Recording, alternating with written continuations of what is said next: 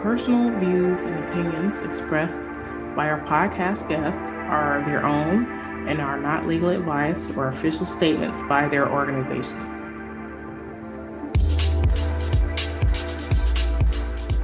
Hello, my name is Debbie Reynolds. They call me the Data Diva. This is the Data Diva Talks Privacy podcast, where we discuss data privacy issues with industry leaders around the world with information that businesses need to know now. I have a very special guest on the show, all the way from Berkeley, California. This is David Evan Harris. He is the Chancellor's Public Scholar at the University of California in Berkeley and an AI expert. Welcome. Thanks so much, Debbie. It's an honor to be here with you. You have so many different accolades, but one I'll point out here is you received the Business Insider's AI 100 award. Yep, that's true. Thank you so much for bringing that up. Yeah, I was pretty surprised and honored to get recognized on that list with a lot of people who are a lot more impressive than I am. But yes, that's true. Well, tell me a little bit about your career trajectory, how you got into AI. Obviously, this is very timely technology in terms of people's real interest in it. Geek people like me, we were working on it before people got super hot about it. But this is a very exciting time to be in this space. But tell me how you got into this tech career around AI. Yeah, well, I was really lucky early in my career to have a job at a think tank in Palo Alto called the Institute for the Future. And I wasn't working on AI when I joined there in 2008, but I was really lucky to get put on a team of people researching the future of video. And that was something I was really excited about. I was doing some documentary film work and video art at the time. And I got asked to be part of this research team looking at the next 10 years of video as a medium. And in 2009, the research team I was on put out this report and talked about how the world could be different 10 years out if everyone had access to the tools to produce computer generated images or computer graphics. And that was the kind of thing back then that we were really only used to seeing coming out of Hollywood studios and movies like Star Wars. And so we were thinking back then about what would that mean for human rights and for documentation of crime or for forging evidence of crimes. And just a couple years after that, I was really lucky to be running the fellowship program at the Institute for the Future. And I was able around 2012, 2013 to bring a fellow named Sam Gregory, who's now the head of a nonprofit called Witness.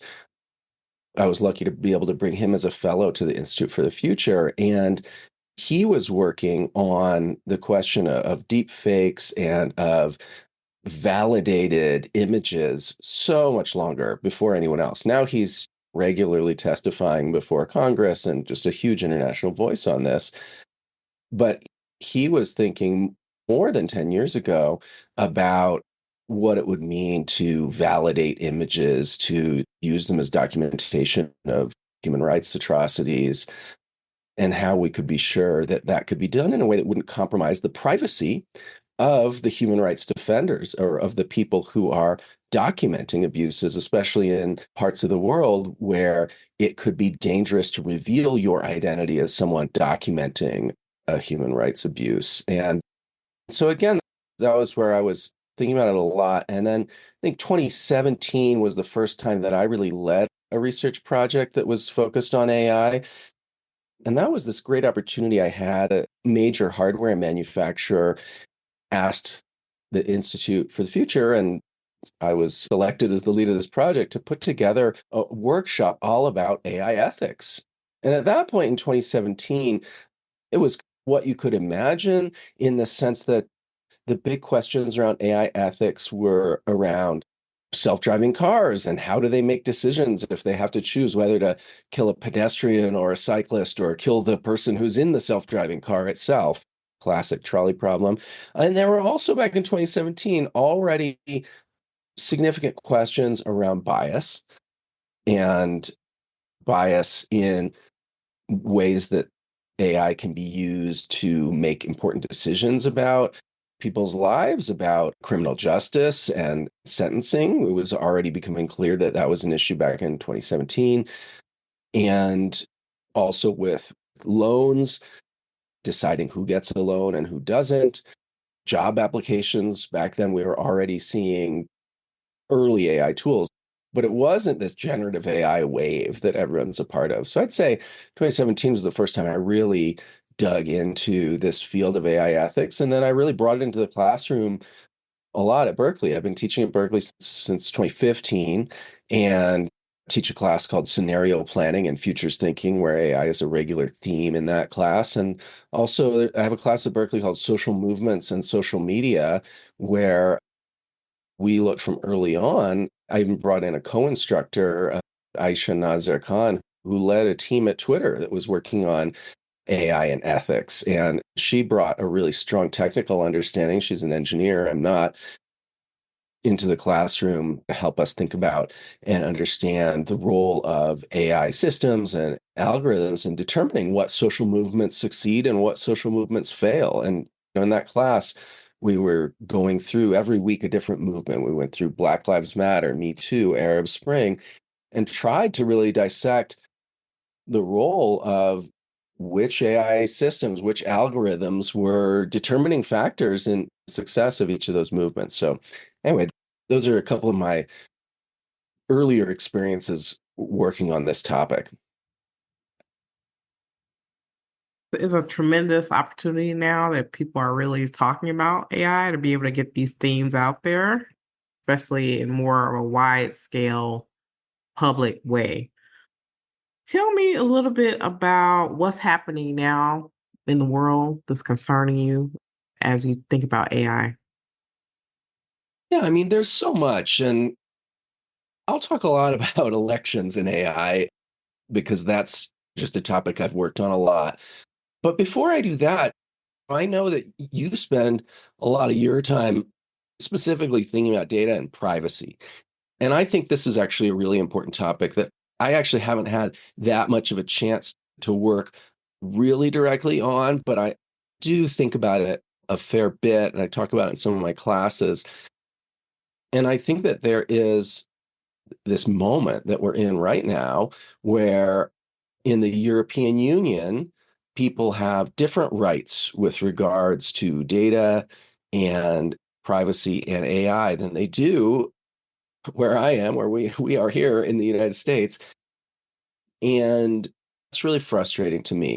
In particular, what we saw last month was a number of companies, but I think the highest profile was Meta, my former employer. I worked there for almost 5 years, but sent notices to people in Europe and I believe also in the UK, telling them that they had an opportunity to object and opt out of having the content that they produced on Facebook and Instagram used for training AI systems that were going to be produced by those companies.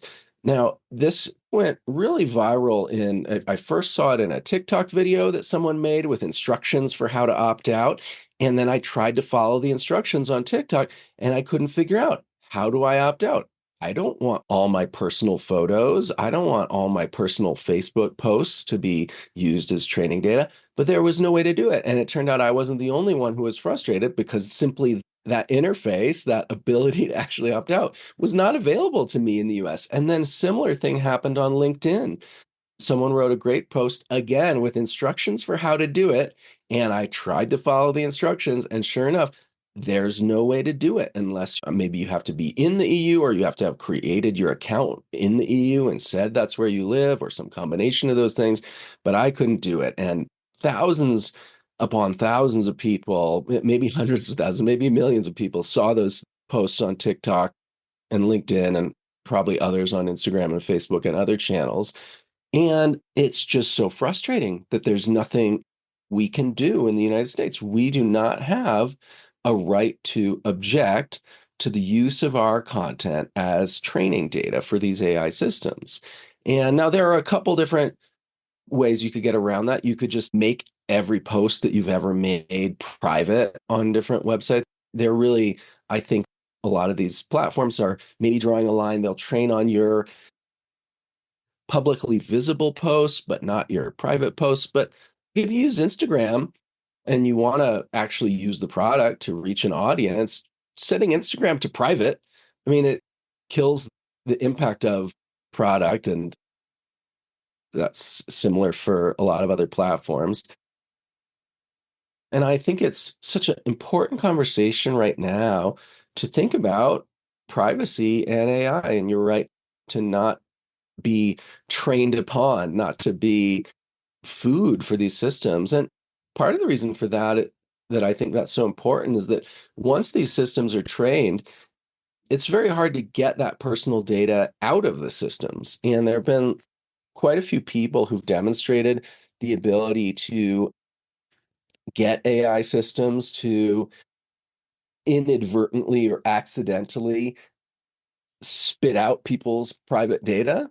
And the fact that we don't really know how these AI systems work, and we don't know exactly what the tricks are that might be able to get it to give up your address, give up your phone number, that's really scary too. And I think we haven't yet seen a situation, maybe you'll correct me if I'm wrong here, but I think we haven't yet seen a situation where an AI company has been told that they have to destroy an entire AI system because it was trained on illegally obtained training data. But I hope that we get to that place, because I don't think it's appropriate that generative AI companies just see the world's data as theirs for the taking, for the scraping, and do that without properly disclosing that they did it even. Luckily, the EU AI Act is going to require that disclosure, and there are some laws being proposed in the US at the federal and state level that would require some level of disclosure on the part of AI companies about what kind of copyrighted information they used in the process of training. I really hope that we get to the point where taking training data is something that you have to do with consent. You have to compensate people for it if they don't want to give their consent for free. So I thought maybe I'd start out in that direction. Maybe that's something that you've thought about and your audience has thought about. Yeah, absolutely. You brought up quite a few issues. I think in the US, one of the main issues we have that's different from the EU and our regulation is very consumer based as opposed to human rights based. And so that leaves a lot of gaps because not every human is a consumer. I like to say in the US, we don't have a right not to share. So that's what Yeah. people in the EU have that we don't have. So that's why when you go to websites, you try to opt out or exercise your rights. You don't have the same rights that someone in the EU has. And I think AI, because it's developing so rapidly, it's so easy for these companies with these huge tech capabilities to be able to take this data. They have enough money to fight these cases in court until the earth crashes into the sun. So for them, it's like, yeah, let's take the data and then we'll fight it out in court. And problem with the individual is that can you fund a multi-billion dollar lawsuit as an individual? So then it becomes incumbent upon maybe some of these other rights groups that maybe gather people in class actions and they try to fight that. But it's so in my view, regulation is important, but it may not be adequate in terms of redress for an individual, and it doesn't happen fast. I think those are two big issues. What do you think? Yeah, I completely agree. And I really like your characterization that the companies will spend money on lawsuits until the earth crashes into the sun, because it is a Silicon Valley strategy to not just innovate on technology, on building new things, finding new ways to make devices and screens and people connect and do innovative, scientifically boundary pushing things. But Silicon Valley innovation has, for a long time, also been about doing stuff that is maybe illegal or at the edge of legal or is operating in a space where laws have not yet been clearly created. And there's one analysis I remember reading a long time ago where it was pointed out that PayPal was illegal in all 50 states when it started. And in some ways, that was not something to be ashamed of. It was something to think about as just a strategy. Like, what is it going to cost to overcome the banking industry of that time that had no interest in a new Silicon Valley company showing up and allowing people to make these easy electronic payments? What was it going to cost? How much investment would they have to get, not just to run their servers, but to also run their legal and public policy divisions? And if you look at Airbnb, it's a similar story. If you look at Uber, it's a similar story. These companies go into these markets that have legal systems that have been crafted for decades, or even maybe more than a century, with taxis or with hotels. The legal systems have been crafted by these existing incumbent industries, and Uber wants to take them out, and Airbnb wants to take them out. And I've used Uber more times than I can count. I've used Airbnb quite a few times. And I think that the important thing to think about, though, is how do we as people, as scholars, as researchers, you as a public figure talking about this stuff, get people to wake up to the fact that Silicon Valley is able to change laws. They are able to invest all that money. And we as citizens need to think about, do we really want them to change those laws in exactly those ways? What does Uber do, not just to making it easier for me to get a ride somewhere, but what does it do to the income and the salaries of drivers? What does it do to the ability of professional drivers to be able to get access to health care for themselves and for their families and benefits? What does Airbnb do to the average rent for people who need housing in these big urban areas? And I think that is becoming very clear with AI, that there's a large set of public policy conversations that need to be had about how to update our legal systems to make really clear that the companies can't just do whatever they want. Now, I live in the San Francisco Bay Area, and so I hear a lot from at different social events from people about what people are talking about in different startups. And something I heard recently, just in the last 6 months, is from two friends who work a lot in the startup community, who go to hackathons with people from lots of other startups and are investing in startups or doing engineering work. I've heard from two people now that a common thing that they're hearing in the startup community is, we got to build these AI products fast before they're illegal. And to me, I'm just slapping myself in the forehead saying, what? They're racing to build things that they are confident or have some degree of confidence will be illegal soon? Like, where did they get their morals and ethics from? Like, why would you work as fast as possible to make stuff that you think is going to be illegal? I think a lot of people who aren't deep in this Silicon Valley scene don't realize the way things like that, like calculations, are actually made explicit and part of the explicit strategy of companies right now. Do it quick before it's illegal. Definitely, the ethics is definitely lacking. Yeah. For sure, for sure. My concern, and I want to get a bit into your work on elections because I think it's very timely. My concern always is that I think companies should make money. I'm not against that, which is fine, but I don't think that people should be harmed in the process. So being able to find ways to be able to leverage technologies in a way that can help people and not make people and their data food for AI systems or take advantage of them in ways that they cannot, again, have any redress or recourse. Be able to stop whatever those harms are is really important. But tell me a bit about your work on AI and elections. It's very important. Yeah, happy to do that. So I've been interested in, concerned about elections and future of democracy for a long time. For me, it really hit. I'd been teaching this class the one I mentioned to you, social movements and social media at Berkeley, for a while. I've been teaching another class called civic technology. And there was never a point in my life where I would have raised my hand and said, I am a techno optimist.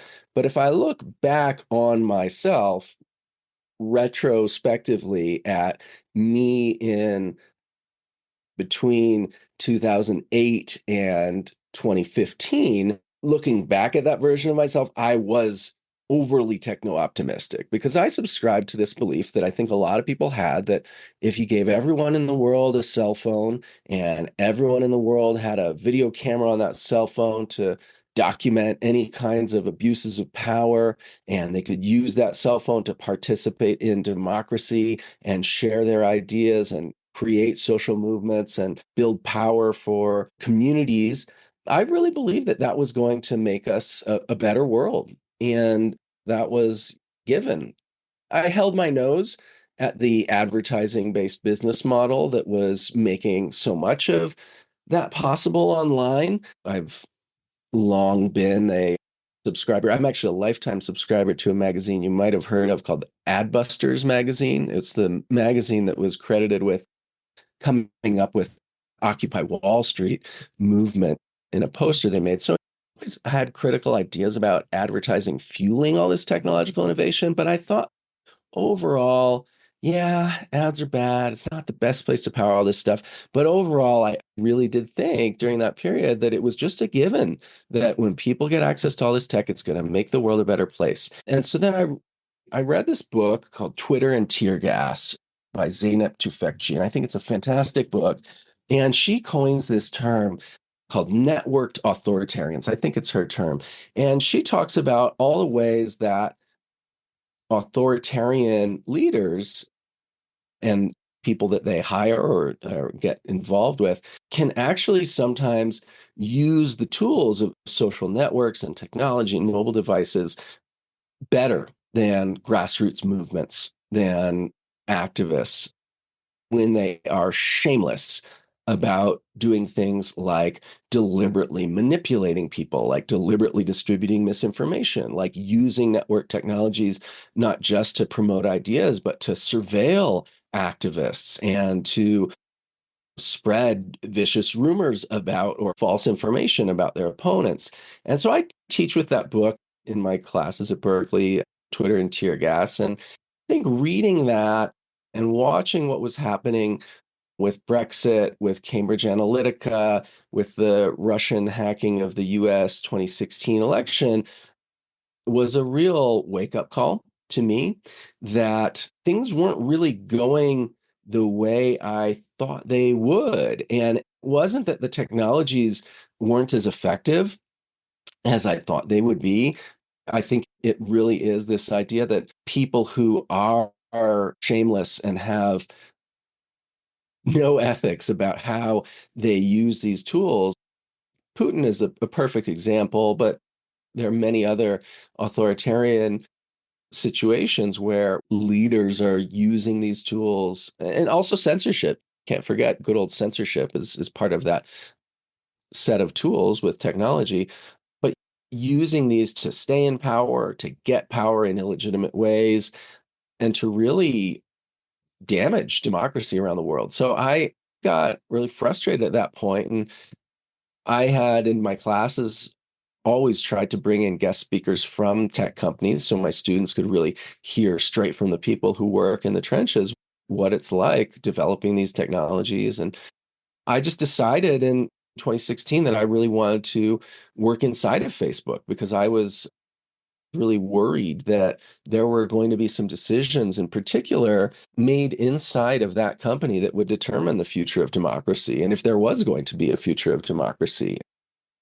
these platforms, at least at that time, back in 2016, 2017, there was very little momentum around meaningfully regulating these companies. Now I would say there's a lot more momentum and interest in regulating them and real regulatory achievements in Europe. Back then, that just seemed like the only way I could have an impact on the future of democracy was to get inside. And so in 2018, I joined Facebook to work on what was then called the Civic Engagement Team. At that time, I was actually working more on helping develop. I joined as a researcher and eventually went on to manage teams of researchers within the company. But I joined working on a product called Town Hall, which was a tool to help people be able to communicate with their elected officials on Facebook. I worked on another product called Community Actions. It was basically a petitions platform to help, again, to help community organizers, to help social movements grow on the platform. But as the year unfolded, it became really clear that what Facebook needed to do was not produce more of these civic engagement tools to help community organizers, but to really clean up what was going on the platforms in terms of Cambridge Analytica stealing people's data. And supposedly, I think in retrospect, there's a pretty broad consensus that Cambridge Analytica as a company, they definitely stole people's data. That's a fact for sure. But then there was their marketing pitch that they knew the personality types in really granular ways of almost every voter in the United States and in other countries too. And they could use those tools to target advertising very specifically that would play on the people's personality types and get them to vote in certain ways. I think people think they were overstating what they could really do because of their marketing, their need to pitch themselves. Facebook really needed to clean that up. Facebook needed to clean up the Russian hacking. There were two different groups in the 2016 election that were really active. There was something called the Internet Research Agency, which was in an office building in St. Petersburg. You can see pictures of it online.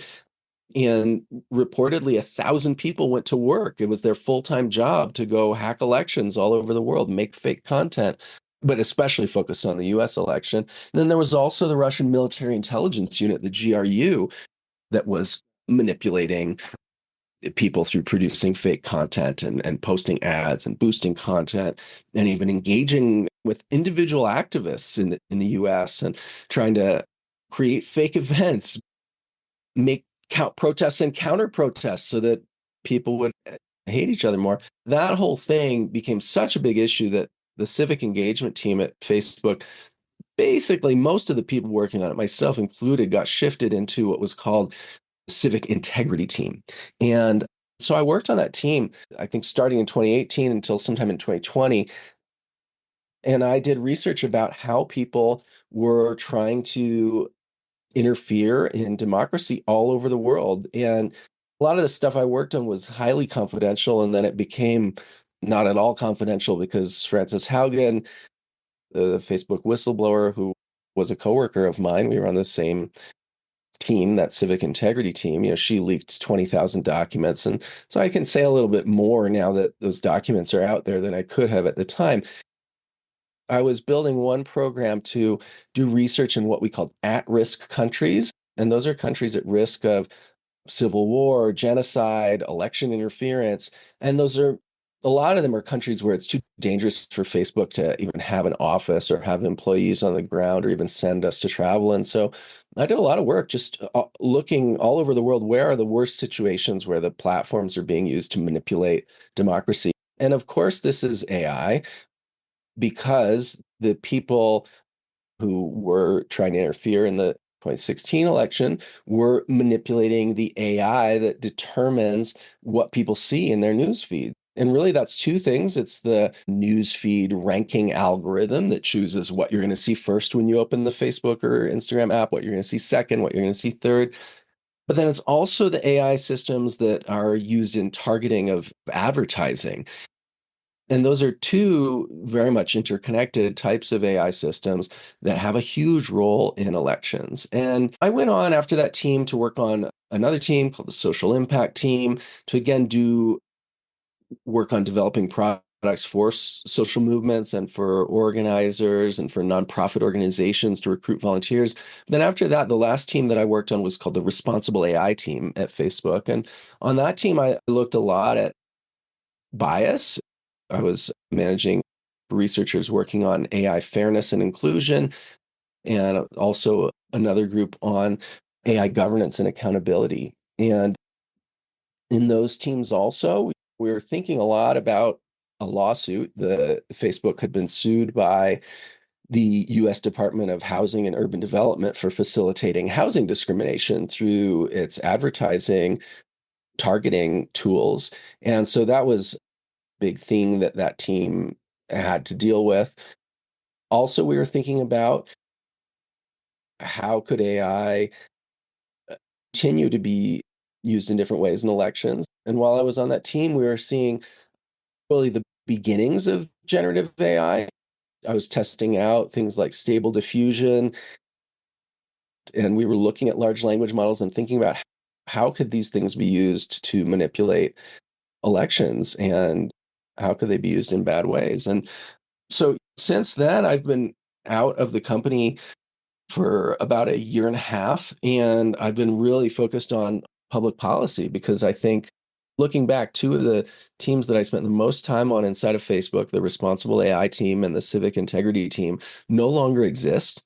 Those teams were not mandatory for the company. The company doesn't, strangely, in the United States at least, the company doesn't really have a strong legal obligation to even assess in a systematic way the impacts of its products on elections, on democracy. There are civil rights laws in the United States, and that's why the Department of Housing and Urban Development was able to sue. It wasn't under any laws about AI specifically. It's a thing that's mandatory, it's voluntary. And Elon Musk came in and bought Twitter and laid off somewhere around 81% of the company is the number that's been floated around the most. Then after that, Mark Zuckerberg said that he admired what a lean company Elon had been able to make Twitter. And so we're in this situation where the social media companies are abdicating responsibility for election integrity on their platforms. And now we're seeing this really big bifurcation of what the companies have to do in Europe to comply with the Digital Services Act, which not only in the act itself requires that companies do a lot to assess the risks to democracy and elections that their platforms pose. They also, because of the EU's Digital Services Act, have to mitigate those risks, make risk mitigation plans. They have to get a third-party auditor come in and audit their risk mitigation and assessments. And then they also have to open up to outside researchers, academics in Europe, to let them research and study what's going on with democracy on those platforms. And it's not just democracy. There's a list of different areas under the Digital Services Act: mental health, public health, children, protection of minors. Those are on that list too. And the companies really have to do a lot on those issues to demonstrate that they're doing everything they can to protect society on those topics. And they just don't have to do that in the US. And so by and large, many of these companies, the biggest ones, are saying, well, we're just not going to do that in the US. And to be fair, it's a minefield for them because whichever direction they step, they risk making people unhappy on both sides of the political aisle in the US. But I don't think that's a good excuse to divest from work. So since I worked at Meta, I have been focused a lot on public policy and on figuring out ways to make policies that could allow for the that could require companies to do everything they can to protect democracy and protect elections online. Mostly I'm working in California and in Brussels on this because I actually spent some time last year in Washington, D.C. I talked to all the people I know and trust about AI legislation in Washington and where it's going to go. And I asked a lot of people point blank, I said, hey, I'm in academia. I don't have a jurisdiction. I just want to be impactful. And I really think we need laws about AI and laws about AI and democracy and misinformation, especially. Where should I spend my time? Should I be coming to DC once a month and trying to figure out how I can influence Congress or influence executive decision making? Or should I stay in California where I live? Or should I go to Brussels? And the answer I seem to get everywhere was California and Brussels are where it's at. DC is gridlock. We don't know if there's going to be any meaningful legislation. I mean, with privacy, we don't even know how many years California is ahead because the California Privacy Protection Act, California Consumer Privacy Act, was passed in 2018. APRA has been proposed at the federal level, but we don't know if it's going to pass at all. So California is arguably at least 6 years ahead of Washington on privacy. And in terms of elections, democracy, AI, we can only guess. Maybe it'll be something similar to that. Who knows? So I've been focusing my energy on helping the EU, helping them.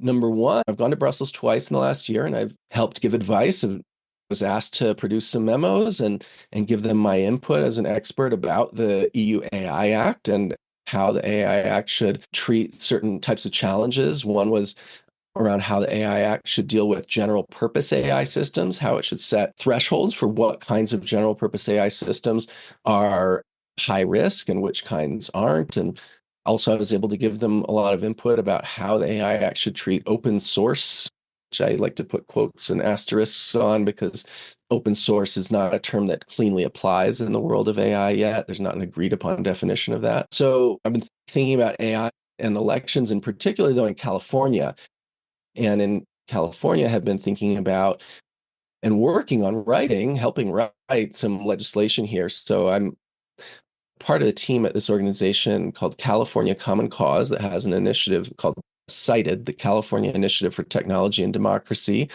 And at Cited, I've been working on this legislative package, and we've got two bills that are about deep fakes and making it harder for people to distribute damaging deep fakes that could interfere in elections, and another bill that's about provenance, authenticity, and watermarking of AI generated content. And I've been great privilege to be able to work with a lot of lawmakers on this. I've testified 6 or 8 times in the last 6 months or so in different committees of the California Senate and Assembly. And I'm really excited about the potential for hopefully some of these bills I'm working on to pass. And I'll be testifying again in August about the California Social Media Bill of Rights and trying to really push forward legislation and statements about the rights that people should have on social media. And that Social Media Bill of Rights, that has language specifically about privacy in it as well. But yeah, elections, I think, are just so important. We're already seeing elections being impacted by deepfakes, election interference in the form of the Biden robocall in New Hampshire, and examples of interference from Slovakia last year in a really tight election with an audio deepfake, and so much more. But I'll stop there. That's tremendous work that you're working on. I think all of these things will culminate together. And so I'm happy to see that California is and has been for many decades really taking the lead or taking the reins on privacy because the state action is where it's at right now, not on the federal level. So I'm glad to see that you're advocating for those things in California, in the US, and in Brussels, where it's very much needed. So if it were the world according to you, David, and we did everything that you said, what would be your wish for privacy or AI, whether it be regulation, human behavior, or in technology? Wow. I think privacy, as you said earlier, it's not a consumer issue. It should be treated as a right. In the Social Media Bill of Rights that I've been working on in California, one of the rights that we have been talking about is that people should have the right to have their privacy settings set at the maximum level of privacy as the default. And then, if they are offered something, given something that makes them really want to give away some of their privacy rights, they should have the right to have that explained to them in a really clear way, and then have the ability to, in an informed manner, they should be able to consent to giving away some of their personal data or personal information. I think I was very excited when I saw Apple introduce this new feature where when you install an app, you get to choose whether the app gets to track you, but I hate the language around it. And the language around it honestly scares me because the button you get to click is ask app not to track me. Why do I have to ask the app not to track me across other applications? I would like to tell the app not to track me. Why am I in this position where I have to politely ask and I have no ability to know if it has decided to grant my request. I mean, why ask? And I know that's progress to even have us have the ability to do that. And so now every time we install an app, or almost every time, we get this option, and the app developers slip us these questions like, in order to provide you with a great user experience and to give you all these great features, we really want you to click on allow to let us track you across all your other apps and everything you do in other places all over the internet.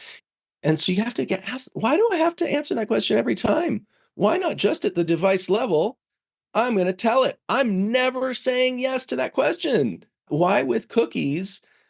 Why do I have to navigate through that thing every time through these misleading, they're called deceptive design patterns. They're designed to get you to take all of the cookies and to give away all your privacy. Why do I have to do that? Why can't I just set that at the browser level, at the device level, and just say, no, never, don't want to be tracked, don't want any of these cookies that are not absolutely essential, and I don't want to be misled 10 times a day. And also, there's always the X, and you never know when you click the X on the cookie thing, did the X mean I did consent or I didn't consent? And it's a bizarre situation that years into this, we are still just being taken advantage of. The way that the companies are allowed to engage with us and talk to us as people who should have rights to privacy and rights to our data, just trying to confuse us into giving these rights away. I just don't think it should be like that. So my wish would be that privacy is a right, that we have a right to automatically decline all of the cookies that we don't want. We have a right to automatically, no app should be able to track us anywhere else, or probably shouldn't be able to track us in that app unless we give them permission. And that companies shouldn't be able to come to us trying to deceive us into giving us that stuff. They should have to very clearly ask us and maybe pay us. I think it's not unreasonable that people should get paid when getting their data accessed. Not that we should have to pay not to have our privacy violated, which is a model that a lot of people are advocating for. I agree wholeheartedly. So I support you in your wish. I support your wish and I co-sign that for sure. Thank you so much, Debbie. I appreciate that. Well, it's been amazing to have you on the show, and I love the work that you're doing. I love for us to be able to find ways that can collaborate in the future. Yeah, thank you. Looking forward, and thank you for the great work that you do, bringing easy to understand information about these really challenging topics to a broad audience. I love what you're doing, and keep up the good work, and thank you so much for having me on. Thank you again, and we'll talk soon.